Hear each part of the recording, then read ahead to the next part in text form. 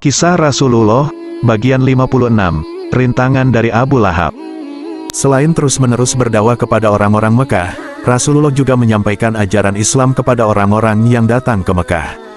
Bangsa Arab berkumpul di Mekah pada pekan-pekan tertentu beberapa kali dalam setahun, misalnya di Pasar Ukas, yang diadakan selama bulan Syawal, kemudian Pasar Mujanah, yang berlangsung setelah bulan Syawal selama 20 hari.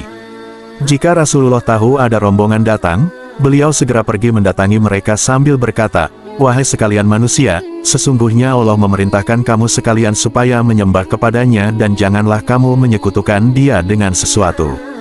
Wahai sekalian manusia, ucapkanlah olehmu, tiada Tuhan melainkan Allah, supaya kamu berbahagia." Namun, dimanapun Rasulullah datang pasti di belakang beliau Abu Lahab datang mengikuti sambil berseru keras-keras, "Hai sekalian manusia, sesungguhnya orang ini memerintahkan kamu sekalian supaya meninggalkan agama orang tuamu terdahulu. Hai sekalian manusia, janganlah kamu dengarkan perkataan orang ini karena dia itu pendusta." Bahkan sesekali jika marahnya sudah memuncak, Abu Lahab melempar kepala Rasulullah dari belakang dengan batu. Akibat tindakan Abu Lahab ini, sangat sedikit orang yang mau menerima seruan Islam. Orang-orang Islam pun bahkan belum berani menunjukkan keislamannya secara terang-terangan. Kebanyakan orang mencaci, mencemooh, mengusir, dan mendustakan Rasulullah. Akan tetapi, beliau tidak pernah berputus asa. Beliau terus berdakwah semakin gencar dan semakin bersemangat. Berkat kegigihan yang luar biasa inilah, Allah mulai menunjukkan tanda-tanda kemenangan dari sebuah kota bernama Yasrib. Utbah bin Rabi'ah selain Abu Lahab, salah seorang yang memusuhi Rasulullah adalah Utbah bin Rabi'ah. Namun, Utbah lebih lembut. Utbah memberi Rasulullah anggur ketika beliau diusir dari Taif. Orang-orang Yasrib suatu saat kelak, Rasulullah mengubah nama Yasrib menjadi Madinah.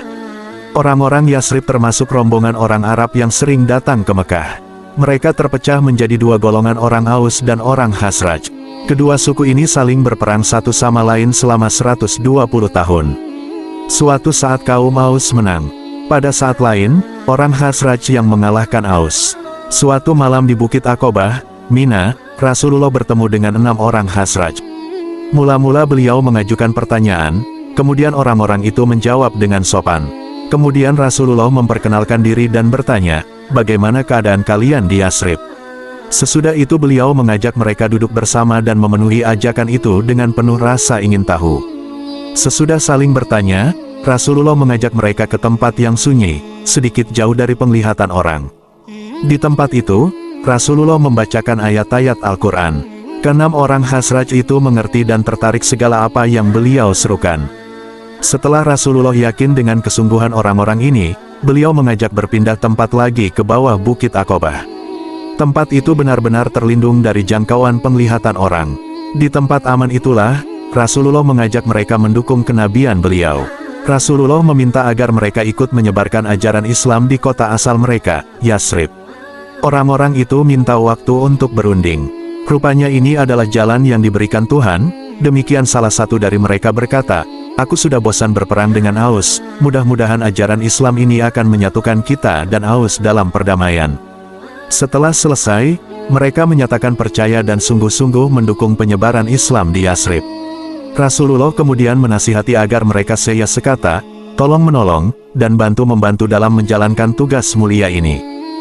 Bayat Aqobah pertama ke-6 orang itu kembali ke Yasrib dan menyerukan Islam kepada seluruh penduduknya. Muhammad adalah nabi terakhir utusan Tuhan yang didustakan kaumnya sendiri, demikian kata mereka. Segera saja nama Rasulullah menjadi terkenal di kalangan penduduk Yasrib. Pada musim haji berikutnya, 5 dari 6 orang itu kembali ke Mekah bersama 7 orang rekan mereka. 2 berasal dari Aus dan 10 orang berasal dari Khazraj. Mereka menemui Rasulullah di Bukit Aqobah. Saat itu, sudah 12 tahun lamanya Rasulullah menyebarkan Islam. Setelah Rasulullah membacakan ayat-ayat Al-Quran, mereka menyatakan percaya akan seruan beliau. Rasulullah pun kemudian membayat sumpah setia mereka. Inilah yang terkenal sebagai bayat Aqobah pertama. Dalam bayat ini, Rasulullah mengajak mereka bersumpah untuk 1. Menyembah Allah dan tidak menyekutukannya. 2. Tidak mencuri. 3. Tidak bergaul dengan wanita yang belum dinikahi. 4. Tidak membunuh anak-anak, seperti yang saat itu banyak terjadi. 5. Tidak berdusta dan tidak membuat kedustaan. 6. Tidak menolak perkara yang baik. 7. Hendaknya selalu mengikuti Rasulullah, baik saat senang maupun susah. 8. Hendaknya selalu mengikuti Rasulullah, baik terpaksa maupun sukarela. 9. Jangan begitu saja merebut suatu perkara kecuali Allah memberikan bukti tanda-tanda kekafiran kepada orang yang mengerjakannya. 10. Hendaklah mengatakan kebenaran dimanapun berada dan tidak takut akan celaan orang. Sebagai penutup, Rasulullah bersabda, hendaklah kalian menepati janji-janji ini, kelak kalian akan menerima balasan Allah berupa surga. Namun, jika ada yang menyalahi janji ini, aku serahkan urusannya kepada Allah semata.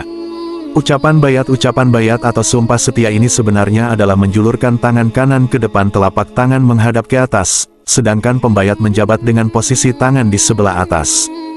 Bayat Aqobah yang pertama dikenal dengan nama bayat wanita sebab Rasulullah belum meminta mereka membela beliau dengan berperang. Bersambung.